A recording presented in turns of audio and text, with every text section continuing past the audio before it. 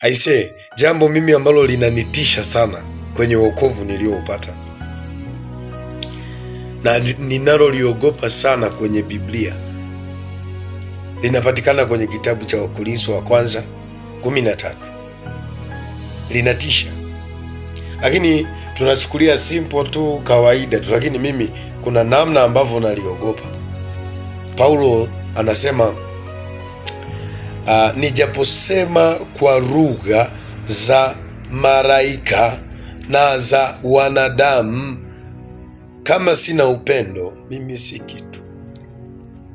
Anasema nijapokuwa na unabii kiasi kwamba dunia nzima wakanijua, nikawa na imani ya kuhamisha milima, wakafufuka wafu, viwete wakatembea, ukaimba mpaka mataifa yote yakakujua, ukafungua makanisa 10,000, ukahubiri maelfu na maelfu wakalijua jina lako.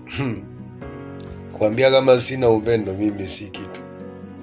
Wewe uone kama inatisha hiyo? Kuna kitu ambacho tumejisahau, na hicho kitu Mungu anataka tuyafanye mapenzi yake. Mapenzi yamejificha kwenye upendo, na ndio maana amri ya kwanza ya Mungu ni upendo. Paulo anasema kwa Wafilipi, kuweni na nia ile ile aliyokuwa nayo Kristo ndani yake. Alikuwa yuna namna ya Mungu, lakini hakuhesabu kuwa kama Mungu kama ni kitu kinafaa, lakini akashuka akanyenyekea mpaka chini. Nini? Anayatafuta mapenzi na makusudi ya Mungu. Kuna mahali Yesu amekaa, wanamletea chakula, nasema jamani, mimi chakula changu ni yafanye mapenzi ya Mungu. Oho, kumbe unaweza ukawa na upako wa kuhamisha milima lakini hufanyi mapenzi ya Mungu. Kumbe unaweza ukawa unafufua wafu lakini hufanyi mapenzi ya Mungu. Kumbe unaweza ukawa unaabudu mpaka mbingu zinapasuka. Wewe mfikirie tu Musa, mimi